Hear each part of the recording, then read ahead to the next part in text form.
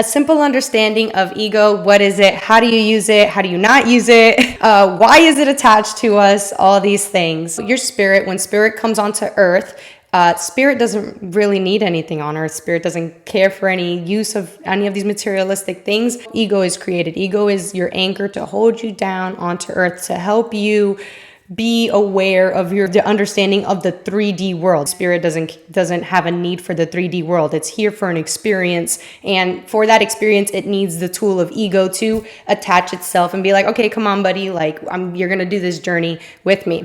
So when we get here, and obviously we're not taught that, what happens is your ego begins to kind of like take over, because spirit is starting to forget that it's spirit having an experience. So your ego comes in and it's like, boom, I'm gonna take all this in, and then I'm gonna make all these opinions, I'm gonna make all these ideas, I'm gonna say all these things, like, and I'm gonna form my personality, I'm gonna do all these things.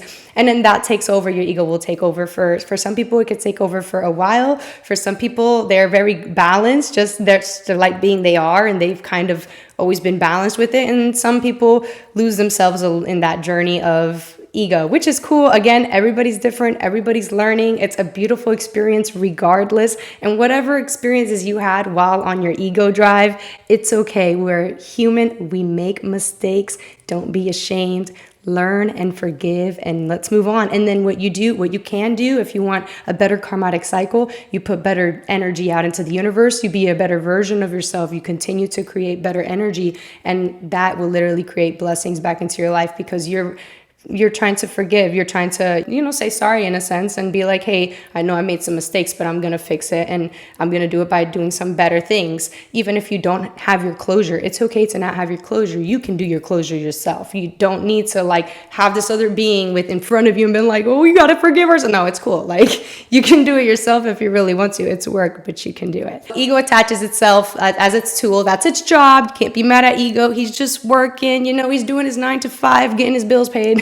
He's doing his thing. How do you know if we're full of ego? You have to have like some opinion based on everything, which is okay to have an opinion based on everything, but where you're not aware of it and you don't try to like fix it, and you're just like blurting all these things out. Lisa Holt, she gives a perfect example. If I was to look at the sunset and I see that it's pink and I don't like the color pink, so I look at it and I'm like, well, I don't like pink, so this is an ugly sunset. That's ego right there, because spirit is here for the experience. Spirit doesn't care to judge the pink sunset. Spirit is amazed and blessed and happy that, wow, what a sunset, and I'm here to experience it no matter what color it is. So ego is that's the one that formulates all these opinions, and then we but start believing that is us, that is our personality, and that takes over. A lot of us are starting to recognize like, this is literally, like, ego is literally not me, so I want to connect back to spirit. And you're going to have ego attached to you regardless. All you need to do is train ego, practice ego, teach it better, unlearn things to relearn things. That's what you do with your ego. And then you got to use both of them, and then they're friendly pals throughout your journey. And you can recognize when is like enough is enough for yourself, your boundaries, and all those things, because you've learned how to work with the two energies together.